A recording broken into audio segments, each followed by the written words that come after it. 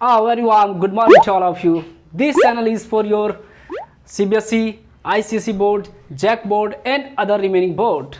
This channel is not only for Nitish, this channel is your for loving brother Nitish Kumar. Welcome to all of you in Nitish Commerce classes. चलते हैं दोस्तों, आज एक नया topic discuss करते हैं।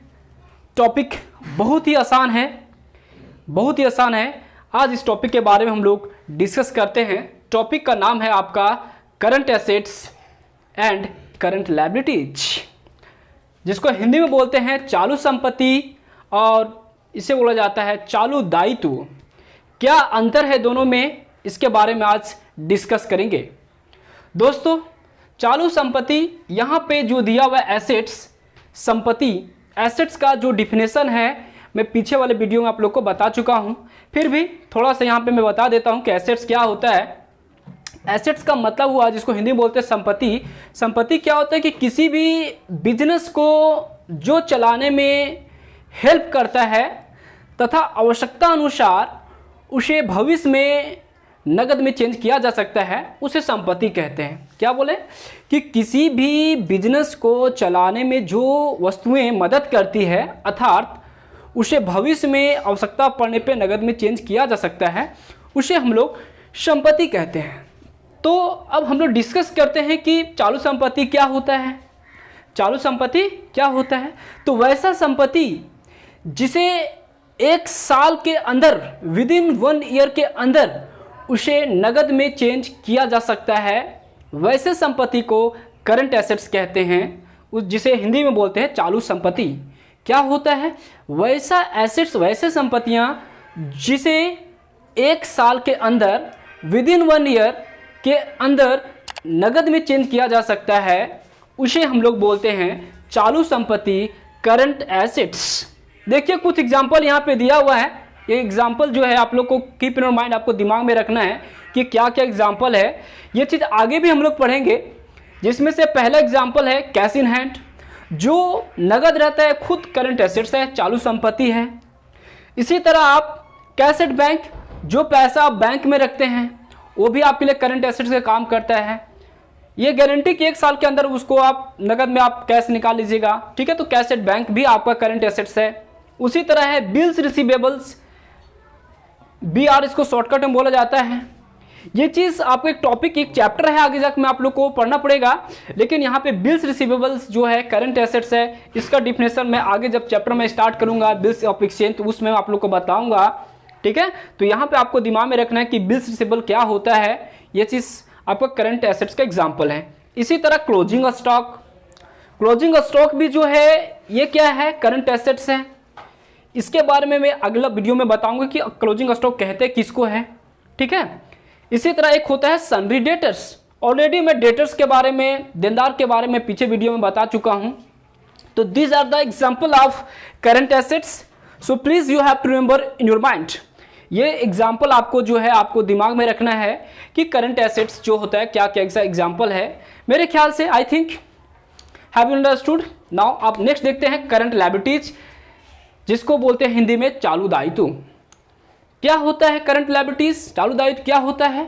वैसा दायित्व जिसका भुगतान आपको 1 साल के अंदर किसी न किसी तरीके से आपको कर ही देना है, उसे बोलते हैं करंट लायबिलिटीज।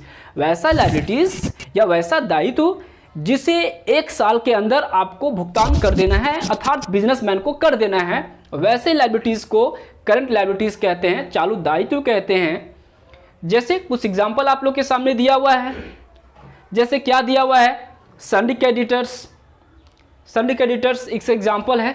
ऑलरेडी मैं सन्डी क्रेडिटर्स के बारे में, लेनदार के बारे में मैं पीछे वाले वीडियो में बता चुका हूं, आप वहां पे जाके देख लीजिएगा। बहुत ही शानदार वीडियो मैंने क्रेडिटर्स के बारे में बतलाया हूं, क्रेडिटर्स होता क्या है। तो सन्डी क्रेडिटर जो है यहाँ पे क्या है, ये एग्जाम्पल है करंट लायबिलिटीज का। सेम उसी तरह बिल्स पेबल, बिल्स पेबल भी करंट लायबिलिटीज का एग्जाम्पल है। एक ये टॉपिक, एक चैप्टर है बिल्स ऑफ एक्सचेंज में, उसमें चैप्टर में पढ़ाऊंगा बिल्स पेबल्स क्या होता है। सेम यहाँ भी बताए थे बिल्स रिसीवेबल्स ये करंट एसेट्स है, इसी तरह बिल्स पेबल भी करंट लायबिलिटीज हैं। तो ये चीज़ मैं आगे मैं पढ़ाऊंगा, लेकिन कीप इन माइंड, आपको दिमाग में रखिएगा कि करंट लायबिलिटीज क्या होता है। ये आगे आपका टॉपिक जब आएगी तो उसमें पढ़ाऊंगा आप लोग को। इसी तरह शॉर्ट टर्म लोन, है ना। शॉर्ट टर्म लोन भी क्या है कि करंट लायबिलिटीज है, जिसको आपको 1 साल के अंदर आपको पेड करना है। तो ये था आपका करंट एसेट्स और करंट लायबिलिटीज। चलते हैं इसको थोड़ा at a conclusion, at a glance में इसको देख लेते हैं, ताकि इसको दिमाग में आप रख सकें कि करंट एसेट्स क्या होता है, करंट लायबिलिटीज क्या होता है। तो दोस्तों, करंट एसेट्स जिसे हिंदी में बोला जाता है चालू संपत्ति, क्या होता है? वैसा संपत्ति जिसका जो है चेंज 1 साल के अंदर नगद में किया जाता है, वैसे संपत्ति को करंट एसेट्स कहते हैं, चालू संपत्ति कहते हैं। या तो वैसे संपत्तियां जिसे विद इन 1 ईयर के अंदर नगद में चेंज किया जा सकता है, वैसे एसेट्स को जो है करंट एसेट्स कहते हैं। जैसे एग्जांपल के तौर पे मैं आप लोग को बोर्ड में लिख चुका हूं, cash in hand, cash at bank, bills receivable, closing stock, सन्डी debtors, और भी एग्जांपल है। लेकिन आपको कीप इन माइंड, आपको दिमाग में इतना कम से कम जरूर रखना है, जब हम लोग बैलेंस शीट पढ़ेंगे उसमें पूरा का पूरा सारा एग्जांपल के साथ, और एग्जांपल मैं आप लोग को बताऊंगा, शॉर्ट टर्म इन्वेस्टमेंट भी आएगा इसमें, ठीक है। ये सारा एग्जांपल आप लोग देखने को मिलेगा। इसी तरह आपका जो है करंट लायबिलिटीज क्या होता है, चालू दायित्व क्या होता है? वैसा दायित्व जिसका भुगतान 1 साल के अंदर बिजनेसमैन को करना पड़ता है, वैसे दायित्व को बोला जाता है करंट लायबिलिटीज या चालू दायित्व के नाम से जानते हैं। जैसे कुछ एग्जांपल आप लोग के सामने दिए हुए हैं, सन्डी क्रेडिटर्स है, बिल्स पेबल है, शॉर्ट टर्म लोन है। तो ये सभी एग्जांपल है आपका करंट लायबिलिटीज का है। दोस्तों, मेरे ख्याल से I think you have understood, आप समझ चुके हैं कि क्या होता है करंट एसेट्स, करंट लायबिलिटीज, ठीक है। लेकिन मैं दोस्तों कुछ ही दिनों के बाद, 3 या 4 दिन के बाद, आफ्टर 3 या 4 days I will start journal रोजाना मचा। तो रोजाना मचा जर्नल पढ़ने से पहले दोस्तों, आप लोग को जितना भी टॉपिक मैं पीछे बताया हूँ 1 बाय 1 करके, आप लोग उस वीडियो को जरूर देखिएगा, क्योंकि उस पीछे वाला वीडियो में मैं आप लोग के सामने एक एक वीडियो, जैसे संपत्ति और गुड्स में क्या अंतर है, माल और संपत्ति में क्या अंतर है, गुडविल किसे कहते हैं, कॉमर्स का किताबी भाषा में नहीं बल्कि देसी भाषा में क्या मीनिंग है, उसी तरह ड्राइंग्स क्या होता है, आहरण क्या होता है, ये सारा का सारा टॉपिक मैं पीछे बता चुका हूँ। देनदार क्या होता है, डेटर्स क्या होता है, ये सारा जो है टॉपिक मैं पीछे बता चुका हूँ। लेनदार क्या होता है, क्रेडिटर्स क्या होता है, ये सब एग्जाम्पल बता चुका हूँ। आज आप लोग देखिए करंट एसेट्स क्या होता है, करंट लायबिलिटीज क्या होता है। यहाँ पे एक वर्ड आपको देखने को मिला, एसेट्स और लायबिलिटीज, इसका भी डिफिनेशन मैं पीछे वीडियो में बता चुका हूँ।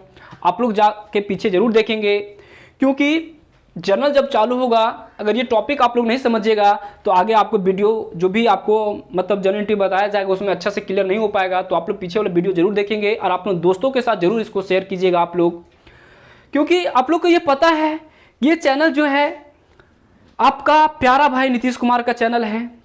तो मुझे पूरा विश्वास है कि इसे आप जो है खुद और 20 लोगों के साथ, कम से कम पूरा इंडिया में इसको आप लोग शेयर करवाएंगे, और इसे पूरा का पूरा जो है अपने दोस्तों के साथ इसको शेयर करवाइएगा। और जहाँ तक आशा है कि ये काम करने में आप लोग बिल्कुल सफल होंगे। सहयोग करने के लिए आप लोग के लिए धन्यवाद। आज जो है जिस तरह से आप लोग सपोर्ट किए हैं उसके लिए बहुत बहुत बधाई आप लोग को, ठीक है। अब हम लोग जो है नेक्स्ट डे में एक नया वीडियो जो है स्टार्ट करेंगे, नया टॉपिक लेंगे, ठीक है। On tomorrow, wish you all the best.